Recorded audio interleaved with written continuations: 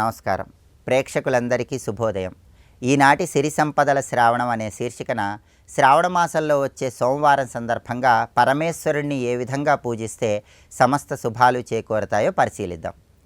సంవత్సరంలో వచ్చే 12 నెలల్లో శ్రావణ మాసం అంటే తనకెంతో ప్రీతిపాత్రమని పరమేశ్వరుడు సనత్కుమారుల వారికి వివరించాడని స్కాంద పురాణంలో ఈశ్వర సనత్కుమార సంవాదంలో చెప్పారు. కాబట్టి శ్రావణ మాసంలో వర్షాలు బాగా కురియటానికి, పంటలు బాగా పండటానికి, ప్రకృతి సస్యశ్యామలంగా ఉండటానికి పరమేశ్వరుడికి అభిషేకం చేస్తూ ఓం భవాయ జలమూర్తయే నమః అనే మంత్రాన్ని మనస్సులో స్మరించుకోవాలి.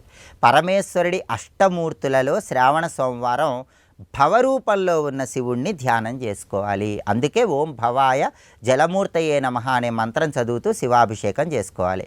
అలాగే శ్రావణ మాసంలో అన్ని పుష్పాల కంటే కూడా పరమేశ్వరుడికి గన్నేరు పూలంటే ఎంతో ప్రీతిపాత్రమని కూడా స్కాంద పురాణంలో చెప్పారు. కాబట్టి పరమ పవిత్రమైన శ్రావణ మాసంలో ఒక్క గన్నేరు పుష్పాన్ని ఈశ్వరుడికి సమర్పించిన 1000 గోవులు దానం చేసిన విశేషమైన ఫలితం కలుగుతుంది. కాబట్టి గన్నేరు పుష్పాలతో శ్రావణ సోమవారం శివ పూజ చేయాలి. అలాగే శివుడికి అభిషేకం చేసేటప్పుడు శ్రావణ మాసంలో నిమ్మ, దానిమ్మ, నేరేడు, పనస, జామ ఈ పండ్ల రసాలతో అభిషేకం చేయటం ద్వారా శివానుగ్రహానికి చాలా సులభంగా పాత్రలు కావచ్చు. అలాగే కొబ్బరి నీళ్లతో శివాభిషేకం చేస్తే కూడా ఉత్తమ ఫలితాలు కలుగుతాయి. శ్రావణ సోమవారం గౌరీ శంకర రుద్రాక్ష అని ఒక ప్రత్యేకమైన రుద్రాక్ష ఉంటుంది.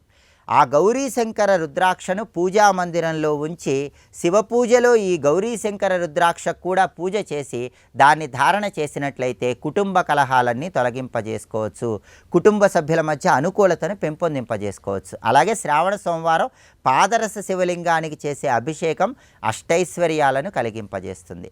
శ్రావణ సోమవారం సందర్భంగా ఓం నమో భగవతే రుద్రాయ, శ్రీం శివాయ నమః, శ్రీ శివాయ మహాదేవాయ ఐశ్వర్యేశ్వరాయ నమః ఈ 3 మంత్రాలు పఠించుకుంటూ శివాభిషేకం చేయండి. పరమశివుడి సంపూర్ణమైన అనుగ్రహానికి ప్రతి ఒక్కరూ సులభంగా పాత్రలు కండి.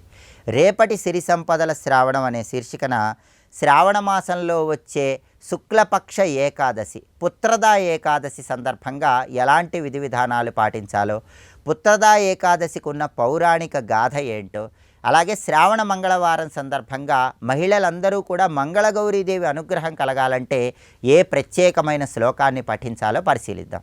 నమస్కారం.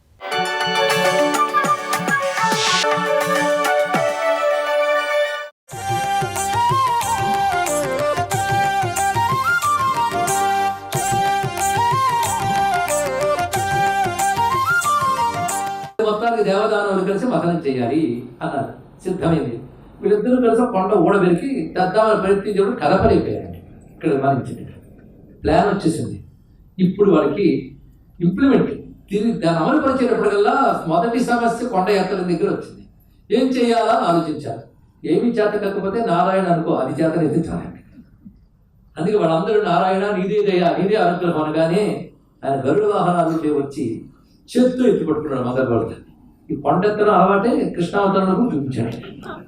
మందారధరుడే వేట ఆ పర్వతాన్ని పట్టుకొచ్చి ఆయనే తీసుకొచ్చి క్షీరసాగరంలో సరైన స్థానంలో పెట్టాడయ్యా. ఇంక విడిచేసేది ఇప్పుడు తాడు కావాలి. ఎలాంటి తాడు కావాలంటే మంచి చైతన్యవంతమైన తాడు కావాలి. మామూలు తాడు సరిపోతుంది. ఆ తాడు ఏది అని ఆలోచిస్తే వాసుకి అని మహాసర్పం ఆయన పిలిచారు. ఆయన చుట్టారు. వీళ్ళకి బాగానే ఉంది కానీ ఆయన బాగా ఇటు అటు వస్తూ ఉంటే ఆయన ఒలుసుకుపోతుంది శరీరం. అప్పుడు నారాయణ అభయమిచ్చాడు. వాసుకి నేను చూసుకుంటాను, తన శక్తిని ప్రసరింపజేశారండి. దాంతో ఎంత చుట్టినా అది ఏం కాదు, భగవత్ శక్తి అలా ప్రసరిస్తే అనుగ్రహాలు ఉంటుంది. మొత్తానికి అది చుట్టి మథనం చేయాలి. ఈ మథనం చేసినప్పుడు సమస్య వచ్చింది. దేవతలందరూ కూడాను ఎటు వెళ్ళాలని ఆలోచిస్తున్నారు. ఇది రాక్షసులతో అలాంటి వాళ్ళతో పొత్తు పెట్టుకోవాలి కానీ అడుగుడుకునే ఇబ్బంది. ఆ డిమాండ్స్ ముందు చూడట్టాలి కానీ వాళ్ళని ప్రీచ్ చేసుకుంటూ వెళ్ళాలి. అందుకే అలాంటి పొత్తు లేదు. పదవి కోసం అప్పుడు తీసుకున్నా వాళ్ళతో పదవి ఉన్నంతకాలం ప్రమాదమే.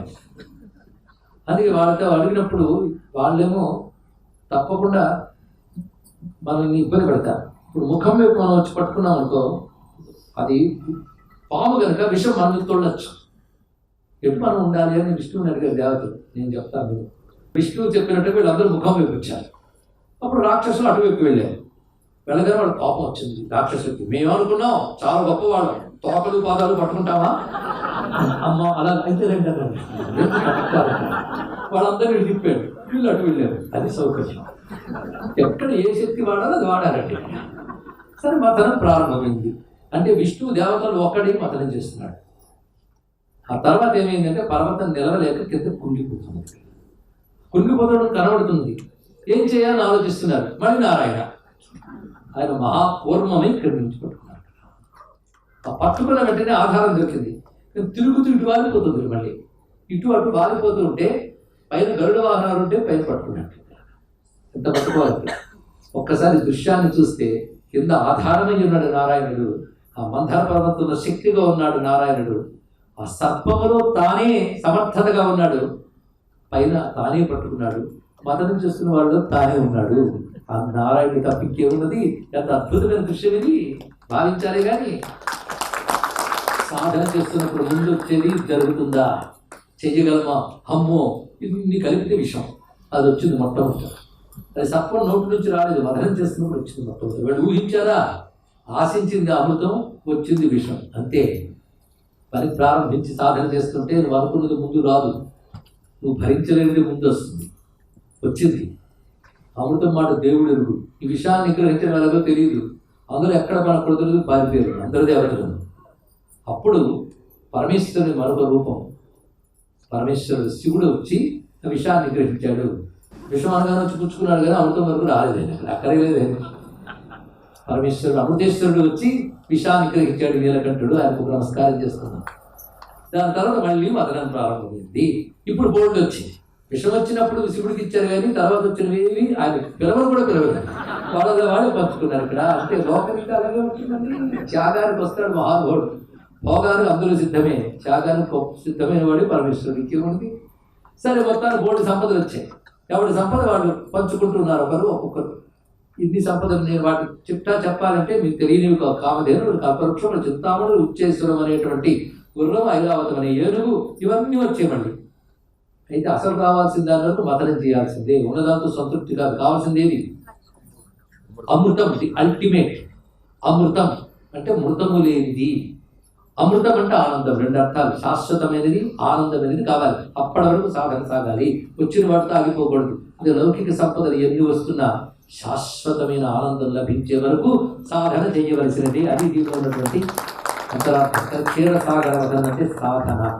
సాధన సాధన సాధన అనేక రకాలు. భౌతిక సాధనలు, భౌతిక సాధన కూడా ప్రపంచం నిండా సంపద ఉంది. అవునా లేదా? అని ఊరుకున్నావా? నువ్వు సంపద పొందాలని ప్రయత్నించట్లేదు కనుక నీ ప్రయత్నంతో ప్రపంచంలో సంపద కోసం సాధన చేస్తున్నావు. అది భౌతిక సాధన.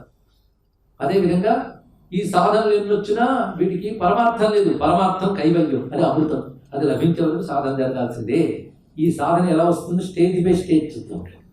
అది క్షీరసాగర మతనాన్ని యోగ శాస్త్రవేత్త కూర్మం అనగానే మూలాధారంతో మొదలుపెట్టుకుని మథనం చేస్తున్నటువంటిది మేరువై కుండలిని శక్తి వాసుడి సర్పమైంది చేసే సాధన అని చెప్తారు. అది యోగపరంగా ఎన్ని రకాలుగా దీన్ని అన్వయించవచ్చు. తత్వపరంగా, ధర్మపరంగా, ఆఖరికి భౌతిక విజ్ఞాన పరంగా కూడా క్షీరసాగర మథనం చెప్పవచ్చండి. ఒక్క కథలో ఇన్ని యాంగిల్స్ ఉంటాయి కనుక పురాణ కథలు కలకాలం నిలిచే ఉంటాయి. ఇక్కడ దాని అంతరార్థాలు ఉంటాయి, ఊహించాలి. క్షీరసాగర మథనం అద్భుతమైన ఘట్టనది. మొత్తానికి అన్నీ వస్తున్నాయి కదా. ఇప్పుడు ఇక్కడ నుంచి ఘట్టం మరొక స్థితిలోకి మారుతుంది. ఇప్పుడు వచ్చిన వాడు చంద్రుడు. ఈ చంద్రోదయం అయింది. క్షీరసాగర మఠం నుంచి చంద్రుడు ఉత్పన్నమయ్యాడు. చంద్రుడు ఉత్పన్నమైన కొంతసేపటికి మహాలక్ష్మి ఉద్భవిస్తుంది క్షీరసాగరం నుంచి. ఈ తల్లి ఉద్భవించిందనేది ముందు లేదా? ఇప్పుడు కథ జాగ్రత్తగా వెళ్ళి ఎక్కడ ప్రారంభించామో మర్చిపోలేదు. ఇంతకు ముందు లేదా? ఉన్నదే ఇంద్రుడి వద్ద. ఏదో కర్మవశాత్తు మొత్తం పోయింది, మళ్ళీ తెచ్చుకున్నాడు. అంటే ఇప్పుడు వచ్చిన మహాలక్ష్మి ఎవరు? ముల్లోకాల స్వర్గలక్ష్మి ఎవరు? ఆవిడ ఇప్పుడు ఉద్భవించింది ఇంట్లో నుంచి. ఉద్భవిస్తున్న స్వరూపాన్ని ఒక్కసారి జాగ్రత్త. వందే పద్మకరాం ప్రసన్నవదనాం సౌభాగ్యదాం భాగ్యదాం హస్తాభ్యామ భయప్రదాం హరిహర బ్రహ్మాది విసేవితాం భక్తాభీష్టఫలప్రదాం కనిస్తున్నారు కదా. అటువంటి తల్లి ఆ ఉద్భవిస్తున్న తల్లి. ఆ ఉద్భవిస్తున్న వైనాన్ని ఒక్కసారి దర్శించాలి. ఆ క్షీరసాగరంలోంచి ఒక పెద్ద బంగారు పద్మం ఉత్పన్నమైంది. ధ్యానముద్రాంకితమైన నేత్రాలతో సువర్ణ కాంతులు వెదజల్లుతున్న తల్లి ఉద్భవించింది. ఆ తల్లి నుంచి వెలుగులు వస్తున్నాయి, బంగారు కాంతులు అమ్మ నుంచి వస్తున్నాయి. హిరణ్యవర్ణాం హరిణి, దివ్యమైన మాలికలు ధరించింది. సువర్ణ రజతస్రజాం, దివ్యమైన మాలికలు రత్నభూషణులు పద్మమాలను ధరించున్నది. 4 చేతులతో భాసిస్తున్న హస్తాభ్యాం అభయప్రదాం మణిగణై నానావిధైర్భూషితాం, అనేక రకాల మణిగణములతో అలంకృతయ్యి ఉన్నది. ఇక్కడ ఇది ధ్యానం చేస్తే చాలా ఐశ్వర్యం, అమ్మవారి అనుగ్రహం మనకు లభిస్తున్నది. అలాంటి స్వరూపం. పైగా వందే పద్మకరా, పై 2 చేతులతో 2 పద్మాలు పట్టుకున్నది, కింద 2 చేతులతో అభయహస్తం వరహస్తం దాల్చి ఉన్నది. మహాలక్ష్మిని ఆగమాలు వర్ణించిన రూపం ఇది. అభయహస్తం వరహస్తం దాల్చి ఉన్నది. అటువంటి రూపం వందే పద్మకర ప్రసన్న వదన. ముఖం ఎంత ప్రసన్నంగా ఉన్నదో, నిర్వికారమి శుద్ధ సత్వభావంతో ఉంది. ఇక్కడ రజోగుణ తమోగుణ భావములు విసువంతో కూడా లేకుండా శుద్ధమైన సత్వగుణంతో ప్రసన్న వదనంతో ఉన్నది. అలాంటి స్వరూపంతో మందహాసం చేస్తూ పద్మంలో పద్మాసనంలో కూర్చున్నది. పద్మాసనం అనే యోగాసనంతో పద్మంలో కూర్చున్నది. చేతుల్లో పద్మాలు పట్టుకుంది. పద్మంలా వికసించిన వదనంతో ఉంది. అమ్మ పేరే పద్మ. పద్మ, కమల, ఈ 2 మహాలక్ష్మీదేవి పేర్లు. అది పద్మమునందు ఉన్నదే కాదు, పద్మాసనం మాత్రమే కాదు, పద్మ ఆవిడ. అలా పద్మాసనయ్యి పద్మాదేవి సాక్షాత్కరించింది మహాలక్ష్మి. ఎలా ఉన్నదంటే అరముచ్చిన కళ్ళతో ఉంటారు. అరముచ్చిన కళ్ళు ఏమిటి అంటే కొందరు కళ్ళు అలాగే ఉంటారండి ఎప్పుడును అనద్దు. ధ్యానంలో ఉంది, ధ్యానముద్రాంకితయ్యి ఉన్నది. అంటే ఎవరిని ధ్యానిస్తున్నది? నారాయణ ధ్యానంలో ఉంది అతను. ఇక్కడ సర్వం శ్రీ మహాలక్ష్మి చరణారవిందార్పణమస్తు. స్వస్తి.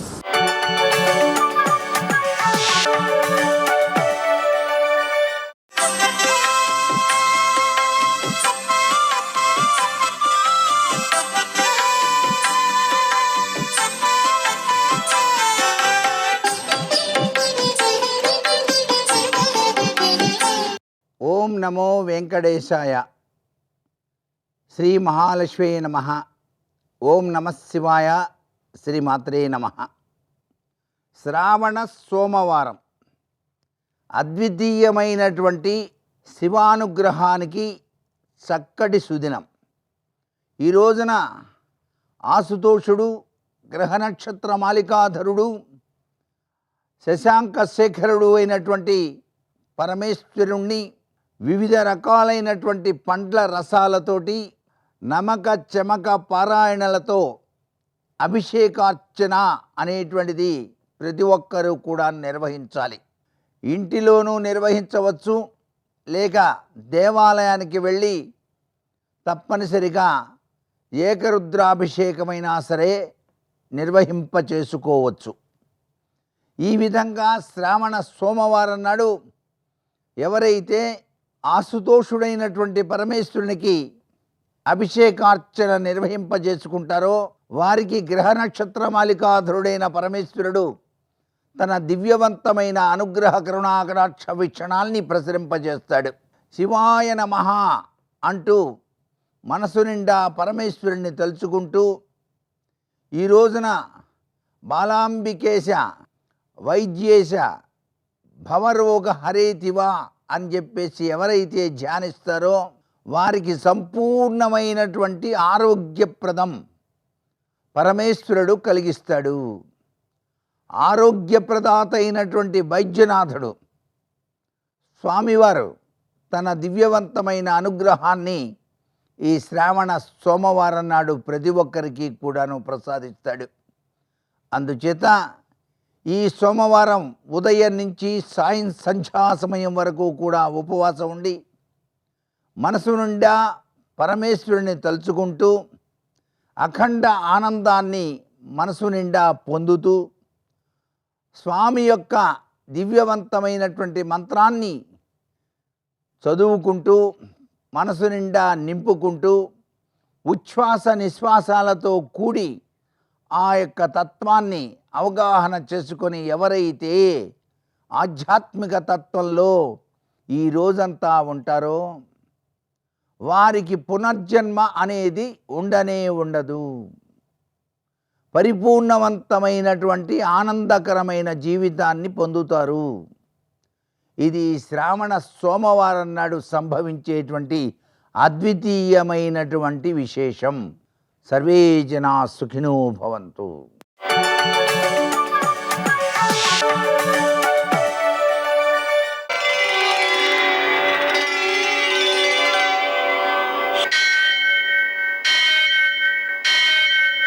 సహస్రశీరుషం దేవం విశ్వాక్షం విశ్వశంభువం విశ్వం నారాయణం దేవమక్షరం పరమం పదం విశ్వతః పరమాం నిత్యం విశ్వం నారాయణగుం హరిం విశ్వమేవేదం పురుషస్తద్విశ్వముపజీవతి పతిం విశ్వస్యాత్మేశ్వరం శాశ్వతం శివమచ్యుతం నారాయణం మహాజ్ఞేయం విశ్వాత్మానం పరాయణం.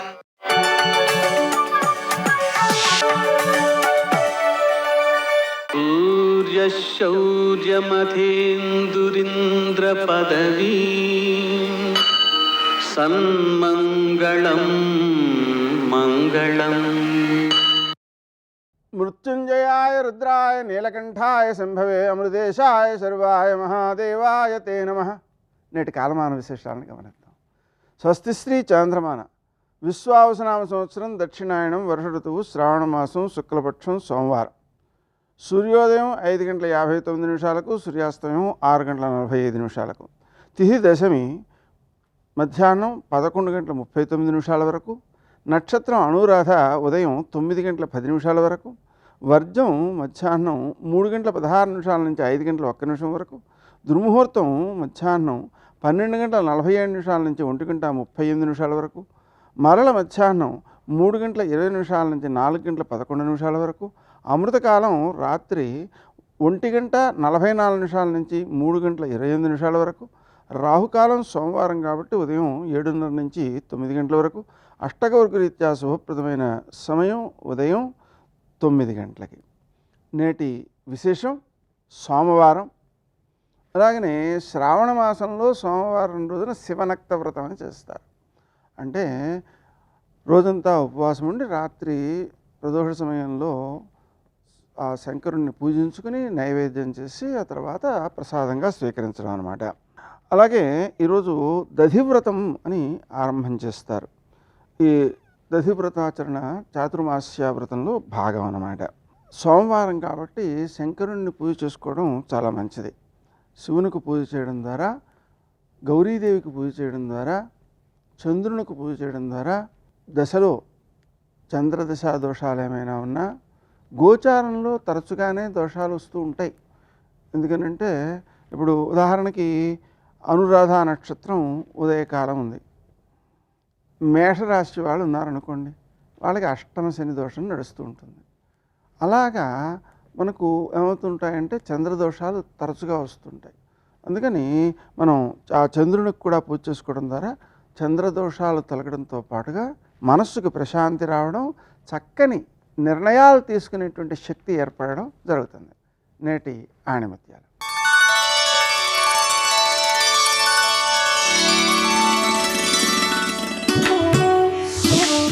ప్రయత్నం ఎప్పటికీ వృధా కాదు, వైఫల్యం శాశ్వతం కాదు. కొన్నిసార్లు చిన్న ప్రయత్నము నీకు ఉన్నత స్థానాన్ని కల్పిస్తుంది.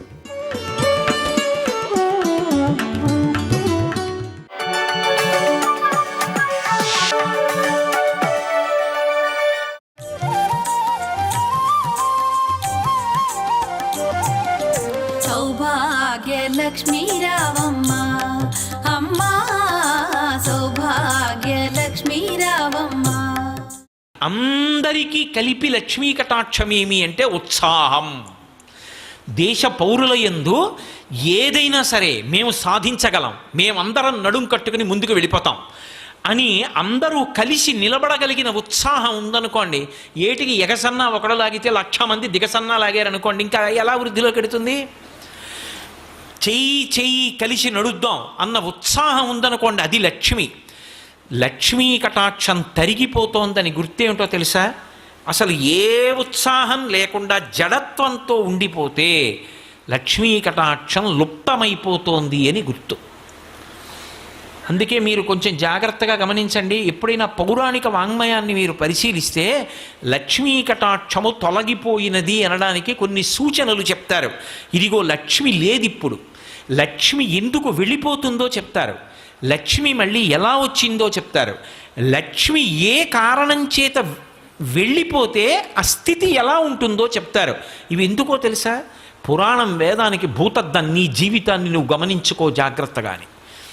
ఇంద్రుడు అంటేనే మనకేం గుర్తొస్తుంది? స్వర్గలోకాధిపతి.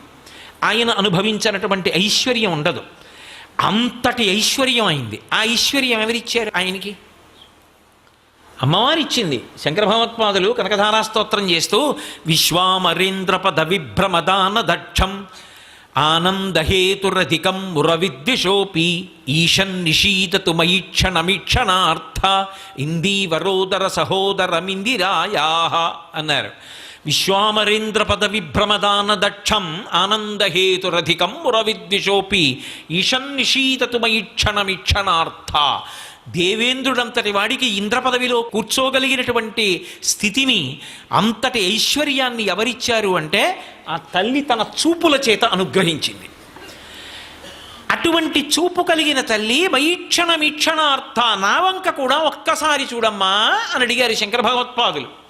తన కొరకు కాదు, బ్రహ్మచారి పేద బ్రాహ్మణి కోసం అడిగారు. ఆ తల్లి అనుగ్రహ కటాక్షం కలిగింది, ఇంద్రుడు ఐశ్వర్యాన్ని పొందాడు. ఇప్పుడు ఇంత ఐశ్వర్యాన్ని పొందినటువంటి ఇంద్రుడు ఐశ్వర్య భ్రష్టుడయ్యాడు. దేనికి భ్రష్టుడయ్యాడు? ఒక్క కారణం చేతనే పోయింది ఐశ్వర్యం, ప్రసాద తిరస్కారం. ప్రసాదమును తిరస్కరించడం అనేటటువంటి లక్షణం కానీ ఏర్పడిందా, అది ఉపద్రవాలకి గుర్తు. మీరు అందుకే ప్రసాదం అన్న మాట గురించి ఆలోచించండి. అన్నవరం సత్యనారాయణ స్వామి వారి వ్రతకథలో కోడలు ప్రసాదం పుచ్చుకోకపోతే ఉత్తర క్షణంలో, కోడలు అంటే నేను అత్తగారి వైపు నుంచి చెప్పాను, ఆ వైశ్యుని యొక్క భార్య ప్రసాదం పుచ్చుకోకుండా నదీ తీరానికి వెళ్ళింది, భర్త వచ్చాడని. వెంటనే పడవ మునిగిపోయింది. ఓ అశరీరవాణి పలికింది ప్రసాదం పుచ్చుకోలేదని. ఆవిడ వెళ్ళి ప్రసాదం తింది, పడవ పైకి తేలింది. ఏమిటా కథ? వింటున్నాం కదా అన్నటువంటి కథలు చెప్పేయడమే అనుకోవచ్చు. కాదు, అందులో ఒక గాంభీర్యమైన విశేషం ఉంది. ప్రసాదము అంటే ఈశ్వరుని యొక్క అనుగ్రహము. ఏ ఇంట ప్రసాదం తింటున్నాడో ఆ ఇంట లక్ష్మి ఉంటుంది. ఇది మీరు బాగా పట్టుకోవాలి. ఆ ఇంట తింటున్నది ప్రసాదం. అందుకే ఈ రాష్ట్రంలో ఒక అలవాటు ఉంది, ప్రత్యేకించి పేరు కూడా ప్రసాద్ అని ఉంటుంది. ఈశ్వర ప్రసాద్, వెంకటేశ్వర ప్రసాద్, లక్ష్మీ ప్రసాద్ అంటే వాళ్ళ ప్రసాదం వీడు. జీవితము ప్రసాదము కావాలి. నేను రాత్రి పడుకుంటున్నాను అనుకోండి, 11 మాటలు శివనామని చెప్పి నాకు నిద్ర పట్టాలని ప్రార్థన చేసి పడుకోవాలి. నేను నిద్ర లేస్తున్నాను అనుకోండి, 3 మాటలు శ్రీహరి శ్రీహరి శ్రీహరి అని చెప్తూ లేవాలి. ఎందుకనంటే జాగృతి యందు ఇంద్రియములకు అధిపతి అదోక్షజుడు శ్రీ మహావిష్ణువు, ఆయన నామం చెప్పి లేవాలి. పరమశివుడు నిద్రాకాలిక సుఖాన్నిచ్చి మళ్ళీ అన్ని అవయవాలకి శక్తినిస్తాడు. ఆయన నామం చెప్పి పడుకోవాలి. నిద్ర ప్రసాదం, లేచి పని చేస్తే ప్రసాదం. అన్నం తినేటప్పుడు నేను తింటున్నానని తినరు. ఇది ఈశ్వరుడు నాకు అనుగ్రహించాడు. ఈ పదార్థం దొరికేట్టు చేసినవాడు వాడు. వాడి శాసనానికి అగ్ని వండింది. ఈ నీళ్లు వాడి శాసనం వల్ల దొరికాయి. నేను తింటే రుచి వాడి అనుగ్రహం. లోపలికి వెళ్ళిపోయిన తర్వాత అన్ని పదార్థాలు కలిసిపోయినా వాడు అగ్ని రూపంలో ఉండి పచనం చేస్తున్నాడు, శక్తిగా మారుస్తున్నాడు. కాబట్టి వాడికి చెప్పి తింటాను. యజ్ఞం కింద తింటానని 3 మాటలు నీతి మితుకులు పట్టుకుని నాలిక మీద పట్టుకుని నోట్లో వేసుకుంటారు. చొక్కా బనీను లేకుండా తినడానికి కారణం అది. చొక్కా బనీను ఉందనుకోండి, ఉంటే ఎలా పుచ్చుకుంటారు? హవిస్సు అగ్నిహోత్రంలో పురుషుడికి అధికారం ఉండదు. అందుకని తీసి ఉత్తరీయం 1 వేసుకుని 5 మాటలు స్వాహాకారంతో నాలిక మీద పెట్టుకుని పంటితో నవలకుండా లోపలికి మింగుతాడు. ఇప్పుడు ఆయన జన్మ తరించింది. ఆయన ఎక్కడున్నాడో అటువంటి వాడు, వాడి వలన ఆ ఇల్లు వంశం వృద్ధిలోకి వస్తాయి. సర్వం శ్రీ ఉమామహేశ్వర పరబ్రహ్మార్పణమస్తు. స్వస్తి.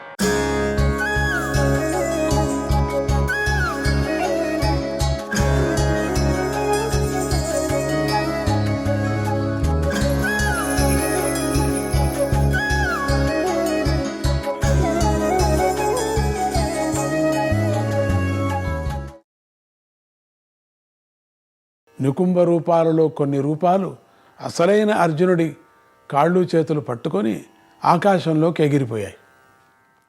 శ్రీకృష్ణ ప్రద్యుమ్నులు బాణాలు గుప్పించి చాలా నికుంభ రూపాలను ఖండించారు. కానీ ఆ ఖండించిన ప్రతి ముక్క మరో నికుంభుడ యుద్ధం చేస్తోంది.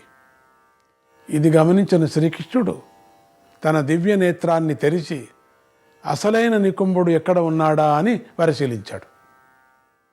వాడు అర్జునుని ఎత్తుకొని ఆకాశంలోకి ఎగిరిపోతున్నాడు. వెంటనే శ్రీకృష్ణుడు తన చక్రాయుధంతో అసలు నికుంభుడి శిరస్సు ఖండించాడు. దాంతో మాయా నికుంభులంతా మాయమైపోయారు. కానీ అంత ఎత్తు నుంచి అర్జునుడు క్రింద పడుతున్నాడు. వెంటనే శ్రీకృష్ణుడు ప్రద్యుమ్నుడికి సంజ్ఞ చేశాడు. వెంటనే ప్రద్యుమ్నుడు ఆకాశంలోకి కొద్దిగా ఎగిరి పడుతున్న అర్జునుడిని పట్టుకొని నేల మీదికి దింపాడు మెల్లగా. ఈ విధంగా నికుంభాసుర సంహారం చేసినటువంటి శ్రీకృష్ణుడు అర్జున ప్రద్యుమ్నులతో కలిసి ద్వారకా నగరానికి వెళ్ళిపోయాడు. శ్రీకృష్ణుడు ద్వారకకు చేరేసరికి నారద మహర్షి యాదవ వీరుడైనటువంటి భానువు యొక్క ఇంటికి వచ్చి అతన్ని ఓదార్స్తున్నాడు. ఆయన ఇలా అన్నాడు, ఓ భాను, కన్యను ఎవరో అపహరించారని మళ్ళీ తెచ్చుకున్నానని మనస్సులో బాధ పెట్టుకోకు. అది ఒక దైవలీల. నీ కన్య భానుమతి ఒకసారి రైవతగిరి మీద ఉన్న ఉద్యానవనంలో ఆటలాడుకుంటూ తెలియక దూర్వాస మహర్షికి ఒక చిన్న అపచారం చేసింది. ఆ మహర్షి కోపించి ఈ కన్య శత్రువుల చేతుల్లో పడుతుంది అని శపించాడు. ఆ సమయానికి నేను అక్కడే ఉన్నాను. నాతో పాటు మరికొంతమంది మహర్షులు కూడా ఉన్నారు.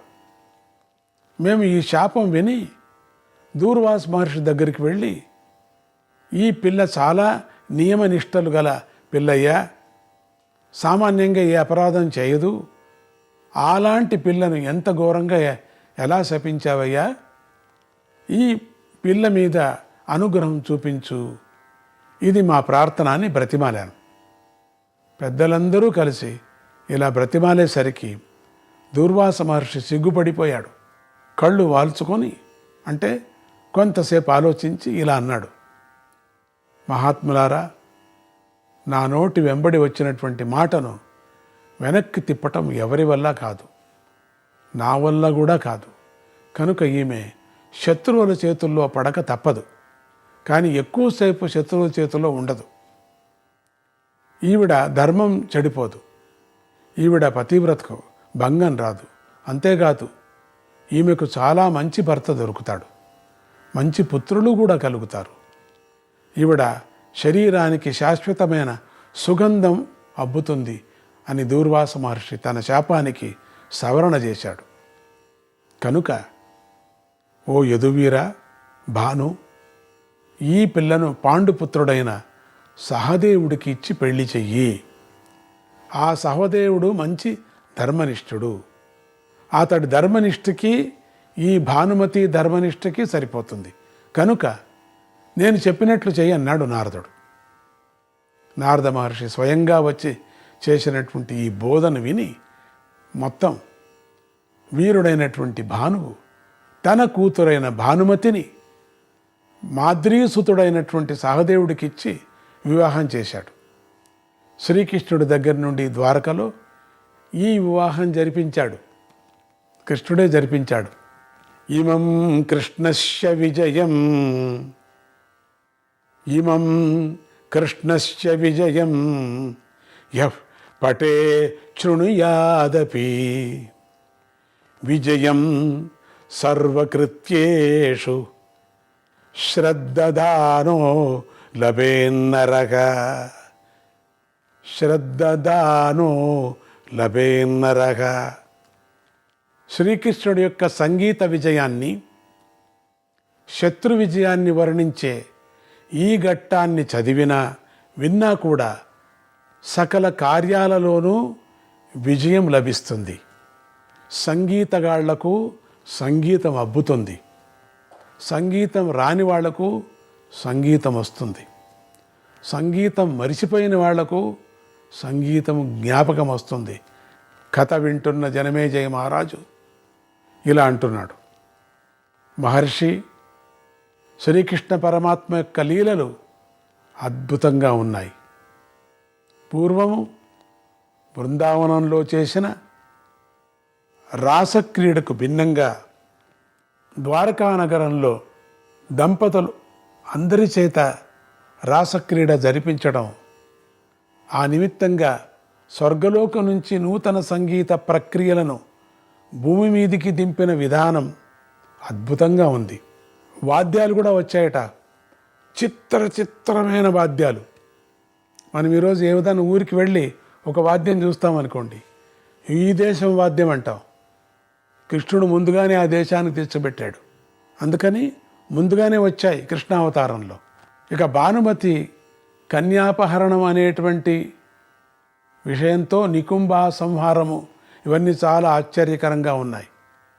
ఆ సందర్భంగా మీరు వజ్రనాభ సంహారం గురించి ప్రస్తావించారు. మధ్యలో వజ్రనాభ అన్నాడు అంతే. దయచేసి ఆ వివరాలు చెప్పండి అని అడిగాడు జనమేజయ మహారాజు. వైశంపాయనుడు ఇలా చెప్పాడు, జనమేజయ, పూర్వం వజ్రనాభుడు అనే రాక్షసుడు మేరు శిఖరం మీదికి వెళ్ళి ఘోర తపస్సు చేశాడు.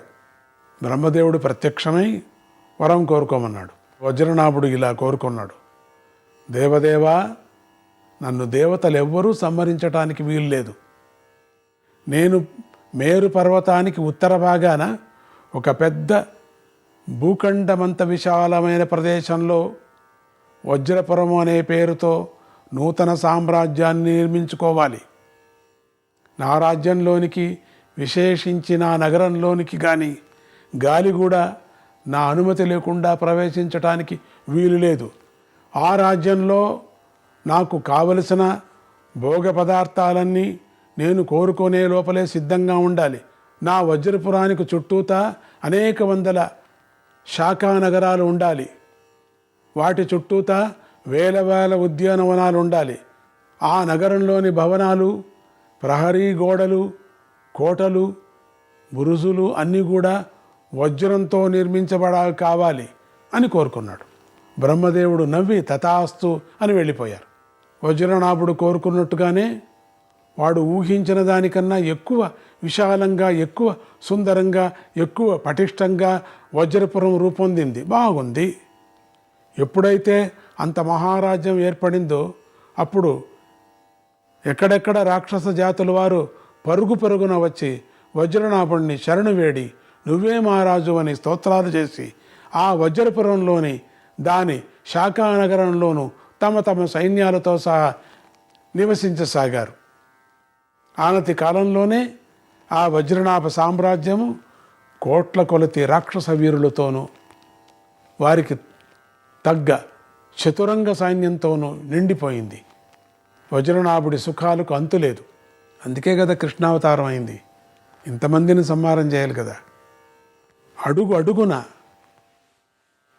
ఊపిరిన రాక్షసులను సంహారం చేసుకొని వచ్చాడు మహానుభావుడు. ఇలా కొన్నాళ్ళు జరిగి తన రాజ్యం బాగా సుస్థిరం అయ్యేందునే విశ్వాసం కుదిరేసరికి వజ్రనాభుడిలో కొత్త ఆలోచనలు మొదలైనాయి. దానికి తోడు అతడికి సలహా చెప్పే వాళ్ళ ఆలోచనలు కూడా కొత్త రకంగానే ఉంటున్నాయి. అదిగాక వరగర్వం రోజుకి అతడికి. దాంతో ఒకనాడు వజ్రనాభుడు సరాసరి స్వర్గలోకానికి వెళ్ళి ఊరికి బయటే నిలబడి దేవేంద్ర దేవేంద్ర అంటూ గావు కేకలు పెట్టాడు. తమ్ముడి గొంతు విన్న దేవేంద్రుడు స్వయంగా పురద్వారం దగ్గరికి వచ్చాడు. దేవేంద్రుని చూడగానే వజ్రనాభుడు కోపంతో ఊగిపోతూ ఇలా ప్రసంగించాడు, ఓ దేవగణేశ్వర, నువ్వు నేను ఇద్దరం కశ్యప ప్రజాపతి యొక్క పుత్రులమే కదా, మన ఇద్దరం ఒకటే కదా. నాన్నగారి ఆస్తి మీద నీకు ఎంత హక్కు ఉందో, ఆస్తి అంటే మామూలు వస్తువులు కాదు, తపస్సు, శక్తి, మాయ, అది ఆస్తి. నాకు కూడా అంతే హక్కు ఉంది. కనుక స్వర్గరాజ్యాన్ని ఇవాల్టి నుంచి నేను పరిపాలించాలి అనుకుంటున్నాను. స్వర్గరాజ్యాన్నే కాదు, త్రిలోక సామ్రాజ్యాన్ని కూడా నేనే పరిపాలిస్తాను. దానికి తగ్గ బ్రహ్మవరాలన్నీ నా దగ్గర ఉన్నాయి. ఏయ్ ఇంద్ర, కనుక మర్యాదగా నన్ను స్వర్గరాజ్య సింహాసనం మీద కూర్చోబెట్టి నువ్వే పట్టాభిషేకం చెయ్యి. కాదంటావా? యుద్ధానికి రా, నా పరాక్రమం ఏమిటో స్వయంగా రుచి చూపిద్దునుగాని అన్నాడు. ఈ అనుకోని పిడుగును చూసి దేవేంద్రుడు అంతగా కంగారు పడలేదు. అయినా నవ్వుతూ, తమ్ముడు, నాయన, రాజన్నవాడు మంత్రులతో సంప్రదించకుండా ఏదీ చేయకూడదు కదా నాయన. కనుక నేను నా మంత్రులతో సంప్రదించుకోనేందుకోసం కొంచెం సమయం ఇవ్వయ్యా అన్నాడు. రాజు కదాయా, నేను మంత్రులతో అంతా నేను సంప్రదించుకోవాలి కదా, అందుకని కాస్త టైం ఇవ్వు. వజ్రనాభుడు సరే అన్నాడు. తీసుకో, టైం ఇస్తున్నాను. దేవేంద్రుడు పక్కనే ఉన్నటువంటి బృహస్పతిని కొంచెం పక్కకు తీసుకువెళ్ళి ఆయనతో కొద్దిగా సంప్రదించి వెనక్కి వచ్చి, తమ్ముడు, నాన్నగారి రాజ్యం పంచుకోవాలి అంటున్నావు కదా, కనుక నాన్నగారిని అడుగుదాం. ఆయన ప్రస్తుతం ఒక పెద్ద యజ్ఞ దీక్షలో ఉన్నారు. ఆ దీక్ష అయ్యాక మనమిద్దరం కలిసి వెళ్ళి ఆయన అడుగుదాం. ఆయన ఏం చెప్తే అది చెప్తాం, అది చేసేస్తామన్నాడు. వజ్రనాభుడికి ఏం చెప్పాలో తోచలేదు. విసుగుగా ముఖం పెట్టి, సరేలే అలాగే కాని అని చెప్పి వెనక్కి వెళ్ళిపోయాడు. కొంత దూరం వెళ్ళాక వజ్రనాభుడికి కొత్త ఆలోచన వచ్చింది. ఈ దేవేంద్రుడు నాకంటే ముందే నాన్నగారి దగ్గరికి వెళ్ళి ఆయన చెవులు కొరికేసి ఆయన్ను తన వైపు తిప్పుకుంటాడో ఏమో అని ఆలోచనగా రాగానే వజ్రనాభుడు వెనక ముందు చూడుకోకుండా సరాసరి కశ్యప ప్రజాపతి దగ్గరికి వెళ్ళిపోయాడు. వాడు రాకముందే వీడు వెళ్ళేసరికి కశ్యప ప్రజాపతి యజ్ఞంలో భాగంగా మౌన దీక్షలో ఉన్నాడు. వజ్రనాభుడు అదేదీ పట్టించుకోకుండా గోలగోలగా తన కథంతా చెప్పేసుకున్నాడు తండ్రి దగ్గర. మౌనంగా ఉన్నాడు. వీడి హడావుడికి చూసిన కశ్యప ప్రజాపతి తన మౌనాన్ని తాత్కాలికంగా పరిత్యజించాడు. పర్వాలేదు, వాణ్ణి కొంచెం ఓదారుస్తూ, నాన్నా వత్స, నీకు తెలుసు కదా ఇది మౌన దీక్ష సమయం కదా, నేను ఇప్పుడు ఎవరితోనూ మాట్లాడకూడదు కదా, ఈ యజ్ఞం పూర్తి అయ్యాకరా, అప్పుడు నీకు న్యాయమైన సలహా చెబుతా, ప్రస్తుతానికి నువ్వు నీ వజ్రపురానికి వెళ్ళిపో అని బుజ్జగించాడు. వజ్రనాభుడు కస్సు బుస్సు అంటూ సరే అని వెళ్ళిపోయాడు. దేవేంద్రుడు వజ్రనాభుడి కంటే ఎక్కువ మేధావి. అందువల్ల ఆయన సరాసరి ద్వారకా నగరంలో ఉన్నటువంటి శ్రీకృష్ణుడి దగ్గరికి వచ్చేశాడు. వీడి నాయన దగ్గరికి పోతే కృష్ణుడి దగ్గరికి వచ్చాడు ఇంద్రుడు. అక్కడ ఏకాంతంలో రహస్యంగా కూర్చొని వజ్రనాభుడి వ్యవహారం అంతా శ్రీకృష్ణుడికి వివరించాడు. అది విన్న కృష్ణుడు ఇలా అన్నాడు, దేవేంద్ర, నీకు సహాయం చేయటానికి నేనెప్పుడూ సిద్ధమే. బ్రహ్మవర ప్రభావం వల్ల వాడు దేవతలకు లొంగడు, లొంగితే మానవులకే లొంగాలి. కానీ ప్రస్తుతం మా నాన్నగారైన వసుదేవుల వారు షట్పుర సామ్రాజ్యంలో ఒక అశ్వమేధ క్రతువు చేస్తున్నారు. ఆ యజ్ఞం పూర్తి అయితే కానీ నేను వేరే వ్యవహారాలు నేను పెట్టుకోలేను. అదిగాక ఆ వజ్రనాభుడి వజ్రపురంలోకి ప్రవేశించాలంటే అక్కడ చాలా తనిఖీలు ఉన్నాయి, సెక్యూరిటీలు దండుకున్నాయి. సెక్యూరిటీ అంటే ఏమిటి? అక్కడ అంతా మాయలని మనకిప్పుడు ఉంటాయా అంట్లా. ఆ తనిఖీలను దాటి గాలి కూడా లోపలికి ప్రవేశించడం కష్టంగా ఉంటుంది అనుకున్నాం కదా, అంత సెక్యూరిటీ పెట్టుకున్నాడు. అందుకని ఈ నియమాలు దండిగున్నాయి. అక్కడ సెక్యూరిటీ, గాలి లోపలికి వెళ్ళటానికి వీల్లేదు. ఈ నియమాలన్నీ మనం మా నాన్నగారి అశ్వమేధ యాగం అయ్యాక ఆలోచిస్తే బాగుంటుంది, ఆయనకు అది తెలుసు అన్నాడు. మా నాన్నగారు శ్రీకృష్ణుడు చెప్పుకున్న అర్థం వసుదేవుడికి సంగతి. శ్రీకృష్ణుడు ఏదో దీర్ఘ ప్రణాళికను రచిస్తున్నాడని అర్థం చేసుకున్న దేవేంద్రుడు అనుకుంటాడు లోపల, ఈ మాయ ఏంటో, ఈ మాయగాడిది నాకే అర్థం కావటంలే, ఏంటో ప్రణాళిక వేశాడు. సరే మరి మాట్లాడుకోకుండా సెలవు తీసుకొని వెళ్ళిపోయాడు. వసుదేవుడి అశ్వమేధ యాగం చివరికి వస్తూ ఉంది. ఇంకా వసుదేవుడు చేసే హోమాలలోని హవిర్భాగాలను స్వీకరించడం కోసం దేవేంద్రుడు స్వయంగా ఆ యజ్ఞవాటికి వచ్చాడు. ఆ యజ్ఞాన్ని చూడటానికి చాలామంది మహర్షులు కూడా వచ్చారు. వారందరికీ వినోదం కలిగించడం కోసం కొన్ని సాంస్కృతిక కార్యక్రమాలు ఏర్పాటు చేశారు.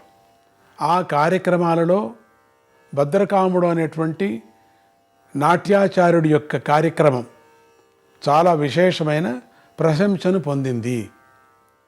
నృత్యం, అతడి నృత్య రూపక ప్రదర్శనలో చాలా దిట్ట. అతడి ప్రదర్శనకు ఉల్లాసపడిన మహర్షి వర్గం అంతా ఒక చోట చేరి ఆ భద్రకాముడిని దగ్గరకు పిలిచి అభినందించి ఏదైనా వరం కోరుకోవాయి అన్నారు. వీళ్ళంతా మహర్షులు. భద్రకాముడు మహర్షులకు నమస్కరించి, మహర్షులు మాట్లాడరు కదా, ఈరోజు నా నాట్యం చూశారు వీళ్ళు, ఆయనకేదో సంతోషం, ఇలా కోరుకున్నాడు. మహర్షి ఉత్తములారా, నేను ఈ భూమి యొక్క సప్తద్వీపాలను సంచరించి ప్రదర్శనలు ఇవ్వాలి. ఇలా సంచరించి కోసం నాకు నా బృందం ఉందే, అంటే నా పరివారం, ఆకాశగమన శక్తి కావాలి. ఒక్కడిని అడుక్కోవచ్చు, వీళ్ళందరికీ ఆకాశగమనం కావాలట. నన్ను చంపే శక్తి ఎవరికీ ఉండకూడదు. ఆహా, నేను పాతకాలపు పాత్రల విశేషాలు వేసిన, ప్రస్తుత కాలపు సాంఘిక జీవనపు వేషాలు వేసిన, రాబోయే యుగాలలో వారి వేషాలు వేసినా సరే ఆ పాత్రధారణలన్నీ కూడా ఏ పాత్రధారణలను పరకాయ ప్రవేశం చేసినట్లుగా యథాతథంగా ఉండాలి.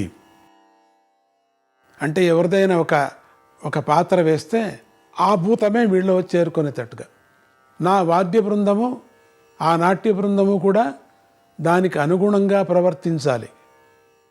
నాకు ముసలితనం రోగాలు ఉండకూడదు. నా ప్రవర్తన, నా నాట్యము, నా కళ ఇవన్నీ కూడా నిరంతరము మీలాంటి మహర్షులకు సంతోషం కలిగించేవిగా ఉండాలి అని కోరాడు. భద్రకాముడు అన్ని కళలను సంబంధించిన కోరికలనే కోరుకోవటం గమనించిన మహర్షులు అతడు ఒక కళా తపస్వి అని భావించి తథాస్తు అని ఆశీర్వదించారు. అప్పటి నుంచి ఆ నాట్యాచార్యుడు భూమి మీద సప్తద్వీపాలలోనూ సంచరిస్తూ నాట్య ప్రదర్శనలు ఇస్తూ ద్వారకా నగరానికి తరచుగా వస్తూ ఉండేవాడు. ఈ భద్రకాముడికి మహర్షులు వరాలు ఇస్తున్న సమయంలో శ్రీకృష్ణ దేవేంద్రులిద్దరూ యజ్ఞసభలో పక్కపక్కన కూర్చొని వజ్రపురం మీద దాడి కోసం కొన్ని ఉపాయాలను ఆలోచించారు. ఆ తర్వాత ఎవరి దోవను వారు వెళ్ళిపోయారు. ఆ ఆలోచన ప్రకారం దేవేంద్రుడు దేవలోకానికి వెళ్ళిపోయిన తర్వాత కొన్ని దేవలోక హంసలను ఏకాంతంగా దగ్గరకు పిలిచి ఇలా చెప్పాడు: ఓ దేవలోక హంసల్లారా, మీకు స్వాగతం. మీకు మాకు సోదరత్వ సంబంధం ఉంది కదా. ఎందుకంటే మీ హంస జాతిని ప్రథమంగా సృష్టించింది ఎవరు? మా తండ్రి గారైన కశ్యప ప్రజాపతి గారే. అందువల్లే మీకు కాశ్యపీ హంసలు అని పేరు కూడా ఉంది. మీలో కొందరు దేవలోకవాసులైన పుణ్యాత్ములు, విమానాలను మోస్తూ ఉంటారు, విమానాలను కూడా దేవ విమానాలు. భూలోకంలోని మానస సరోవర ప్రాంతంలో విశేషంగా సంచరిస్తూ ఉంటారు కదా. అసలు మిమ్మల్ని ఎవరు ఆపలేరు, చూడలేరు. అలాంటి మీతో ఇవాళ నాకు ఒక దేవరహస్యం, దేవకార్యం వచ్చిపడింది. మీ సహాయంతో దేవశత్రువులను జయించవలసిన సన్నివేశం కూడా ఏర్పడింది. అందుకే మీతో ఏకాంతంగా రహస్య సమావేశం చేస్తున్నాను. నారాయణ నారాయణ, హరే కృష్ణ.